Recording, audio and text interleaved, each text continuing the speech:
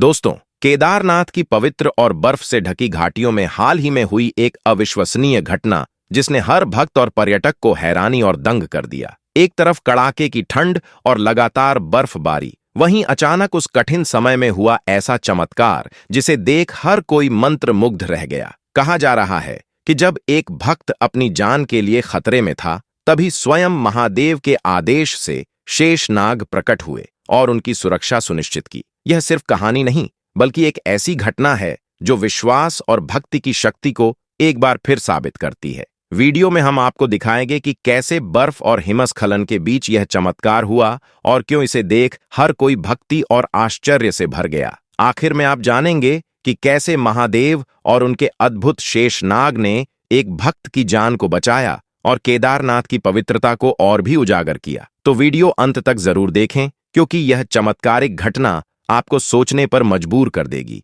और विश्वास की गहराई में ले जाएगी। दोस्तों, केदारनाथ धाम एक ऐसा पवित्र स्थल है जो हर शिव भक्त के लिए आकर्षण का केंद्र बनता है। इस धाम तक पहुंच पाना किसी भी साधारण अनुभव की बात नहीं है। कहा जाता है कि यदि आप केदारनाथ के दर्शन कर पाते हैं तो यह स्वयं शिव की कृपा का संकेत है। यह कोई सामान्य स्थान नहीं है, बल्कि यह है महादेव की भूमि, जहां हर कण में उनकी उपस्थिति महसूस होती है और हर हवा में उनका आशीर्वाद बहता है। उत्तराखंड की गोद में स्थित यह दिव्य धाम जब अक्टूबर का महीना आता है तो पूरे क्षेत्र का वातावरण शिवमय हो उठता है। इस समय बर्फ की सफेद चादर मंदिर और उसके आसपास की चोटियों को ढक लेती है और हर तरफ चांदी जैसी चमक फैली होती है। यह दृश्य ऐसा प्रतीत होता है जैसे धरती पर स्वर्ग उतर आया हो। केदारनाथ की घाटियां, अक्टूबर की बर्फबारी और पहाड़ों की ऊंचाइयां मिलकर ऐसा दृश्य प्रस्तुत करती हैं जिसे देख हर भक्त मंत्रमुग्ध हो उठता है।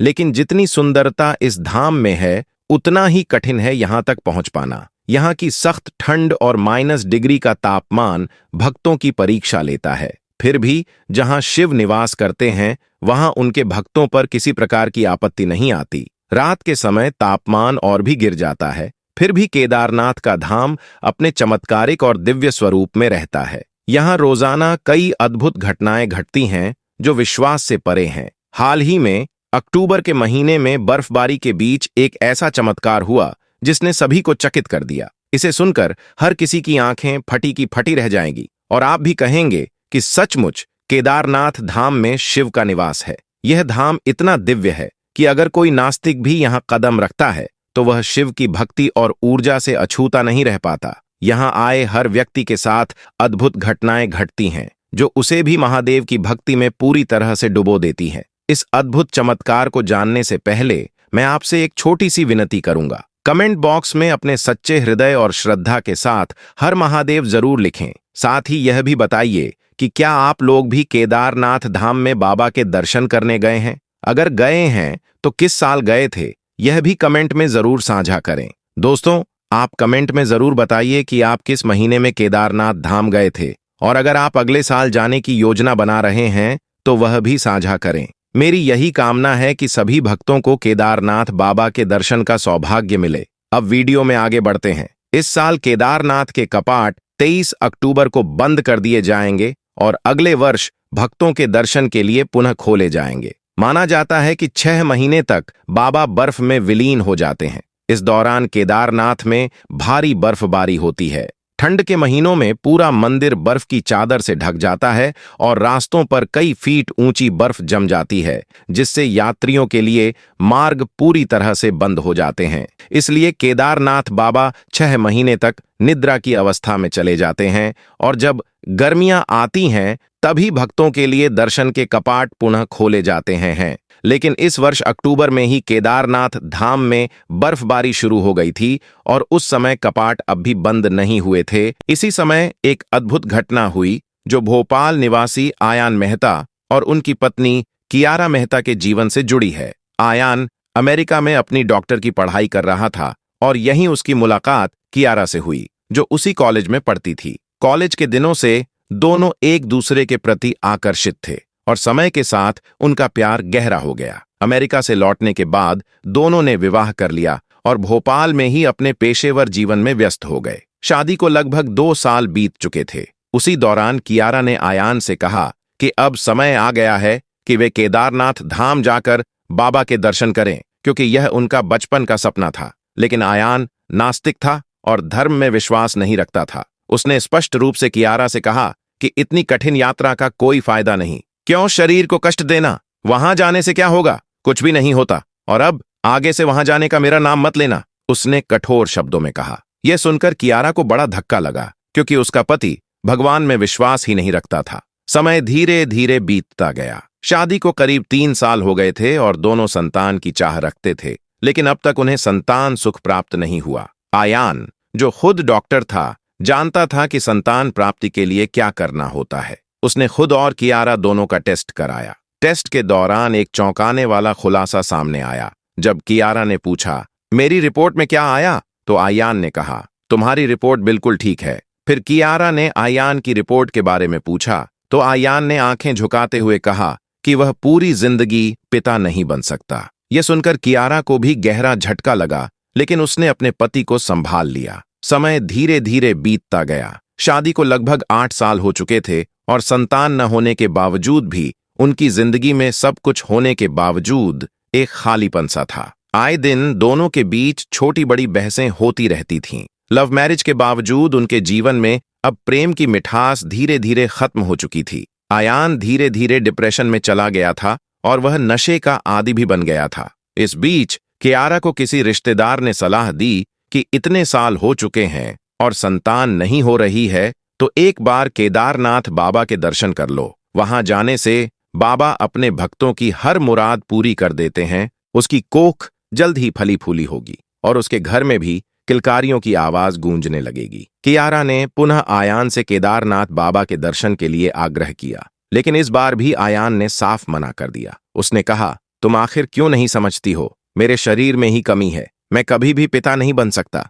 केदारनाथ जाने से क्या मेरी कमी दूर हो जाएगी? तुम क्यों मुझे बार बार अपमानित कर रही हो? फिर भी कियारा ने अपनी जिद नहीं छोड़ी। कुछ दिनों तक वह आयान का पीछा करती रही और बार बार यही कहती रही कि तुम्हें केदारनाथ धाम जाना ही पड़ेगा। अंततः एक पत्नी की अटल जिद के आगे आयान झुक गया और कहा, ठीक है, अगर तुम कह रही हो तो मैं चलूंगा। लेकिन समय कम था, क्योंकि केदारनाथ बाबा के कपाट बंद होने वाले थे और केवल 20 दिन बचे थे। आयान ने तुरंत हरिद्वार की टिकटें बुक करवाई और दोनों पति पत्नी हरिद्वार के लिए रवाना हो गए। हरिद्वार पहुंचकर उन्होंने सबसे पहले गंगा स्नान किया और अपने आप को शुद्ध किया। इसके बाद उन्होंने प्राइवेट टैक्सी के माध्यम से सोनप्रयाग की ओर यात्रा शुरू की। रास्ते में ठंड काफी बढ़ रही थी और शाम के करीब समय था। आयान इस पूरे रास्ते में खुश नहीं था। उसे यह सब पसंद नहीं था और किसी भी देवस्थान पर जाना उसे अप्रिय लगता था, क्योंकि उसके मन में आस्था नहीं थी। श्रद्धा की कोई भावना उसके भीतर नहीं थी। वह बस बेमन होकर अपनी पत्नी कियारा के साथ केदारनाथ बाबा के धाम जा रहा था। लेकिन आयान को यह नहीं पता था कि आज उसकी जिंदगी में एक ऐसा अद्भुत चमत्कार होने वाला है जो उसकी सोच और जीवन पूरी तरह बदल देगा। आज शिव के धाम में एक ऐसा अनुभव होने वाला है जिसने एक नास्तिक को भी महादेव का सच्चा भक्त बना दिया। सोनप्रयाग पहुंचने पर शाम के करीब 7 बज चुके थे।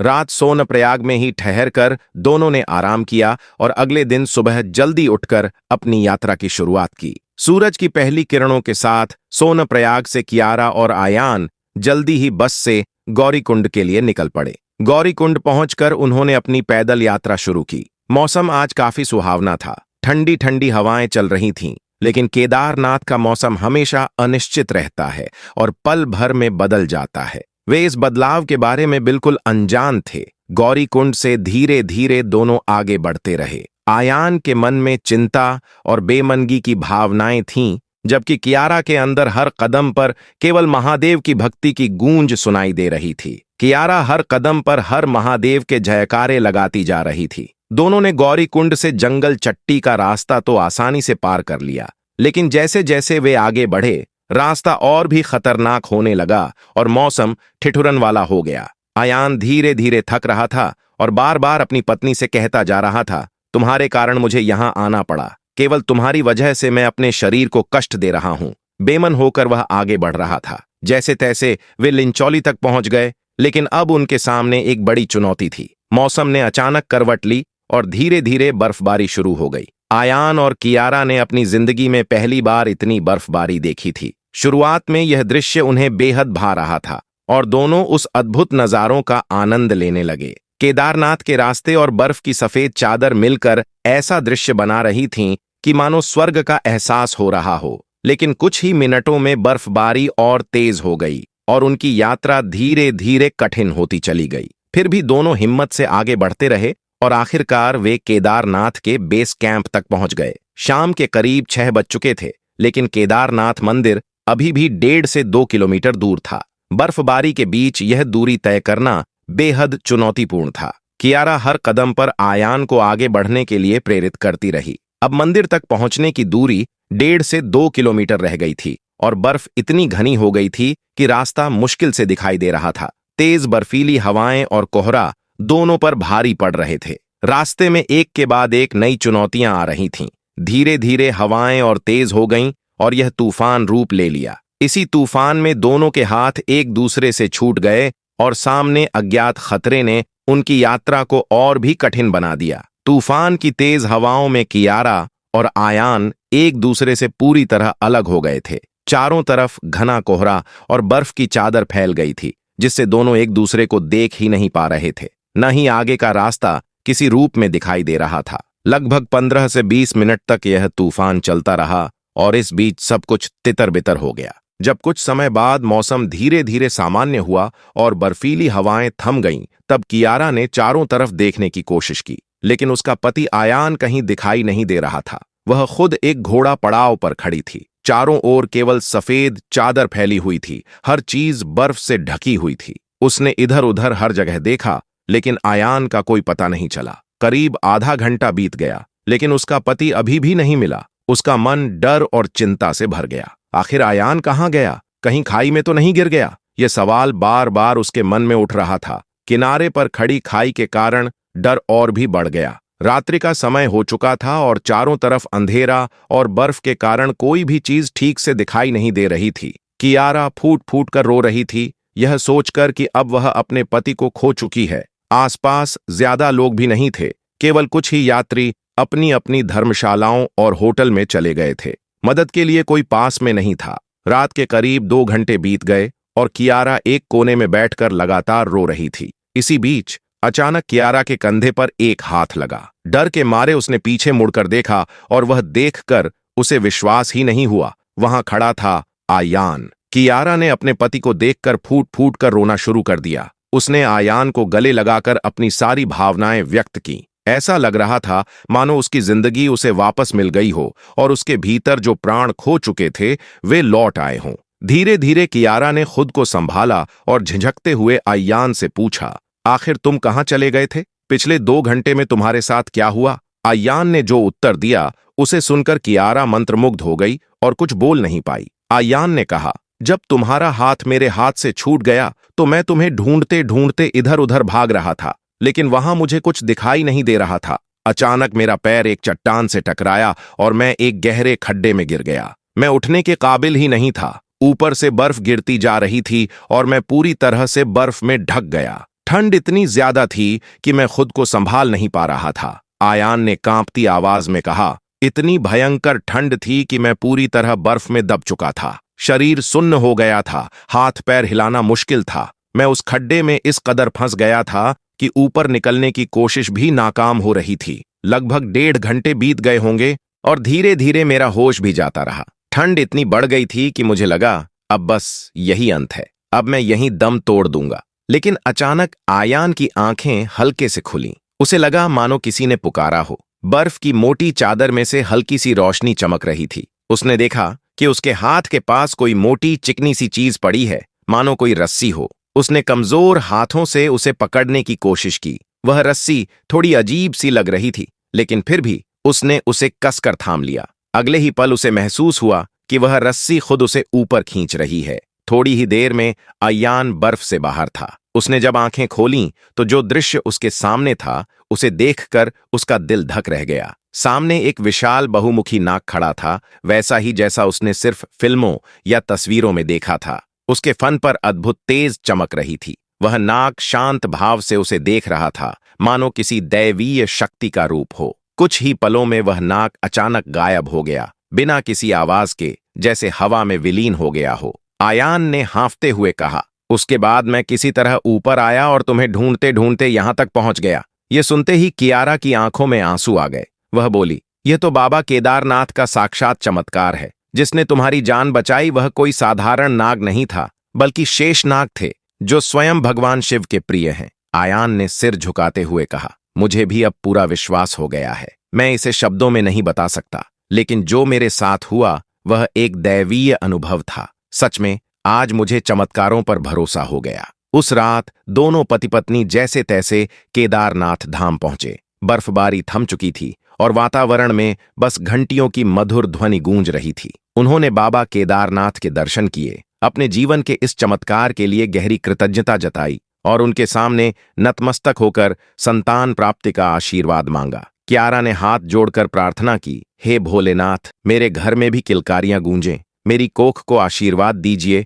और मेरे पति की सारी परेशानियां दूर कर दीजिए। और कहते हैं बाबा केदारनाथ ने उनकी सुन ली। महज 5 दिनों के भीतर दोनों को वह खुशखबरी मिली जिसका वे लंबे समय से इंतजार कर रहे थे। कियारा गर्भवती थी। यह सुनकर आयान स्तब्ध रह गया। वह खुद एक डॉक्टर था और जानता था कि उसके शरीर में पहले कुछ कमी थी। उसने दोबारा अपनी जांच की और परिणाम देखकर उसकी आंखें नम हो गईं। सारी कमियां अब पूरी तरह खत्म हो चुकी थीं। वह अब पिता बनने के योग्य था। दोनों पति पत्नी की खुशी का ठिकाना न रहा। वे फूले नहीं समा रहे थे। कियारा ने भावुक होकर कहा, देखा आयान, बाबा ने सच में हमारी झोली भर दी। दोनों ने एक साथ आसमान की ओर देखा और कहा, जय बाबा केदारनाथ। उस पल उन्हें यकीन हो गया कि जहां आस्था सच्ची हो वहां चमत्कार खुद रास्ता बना लेता है। तो दोस्तों, यही थी केदारनाथ बाबा की अद्भुत महिमा। केदारनाथ बाबा का यह चमत्कार हर किसी को स्तब्ध कर देता है। जो अद्भुत घटना आयान और कियारा के साथ घटी वह सच में बेहद आश्चर्यजनक है। जिस तरह से बाबा केदारनाथ ने आयान को मौत के मुंह से बचाया और ठीक 5 दिनों के भीतर 8 सालों से सूनी कियारा की कोख को भर दिया, यह किसी साधारण घटना से कम नहीं है। क्या आप भी कभी केदारनाथ धाम गए हैं? कमेंट में अपने अनुभव जरूर साझा कीजिए। अगर आपके साथ भी केदारनाथ का कोई चमत्कार हुआ है तो वह भी कमेंट में बताइए। साथ ही कमेंट में यह भी लिखिए कि क्या आप अगले वर्ष केदारनाथ धाम जाने का प्लान कर रहे हैं। अपनी भावनाएं और अनुभव साझा करें ताकि सभी भक्त बाबा केदारनाथ की महिमा और चमत्कारों के बारे में जान सकें। अगर आपको यह वीडियो पसंद आया हो तो लाइक करना न भूलें। इस वीडियो को अपने दोस्तों और परिवार के साथ शेयर कीजिए ताकि वे भी केदारनाथ बाबा के अद्भुत चमत्कार के बारे में जान सकें। और हाँ, हमारे चैनल को सब्सक्राइब जरूर करें और बेल आइकन दबाएं ताकि आने वाले सभी वीडियो की जानकारी सबसे पहले आपको मिल सके। जय बाबा केदारनाथ, हर महादेव।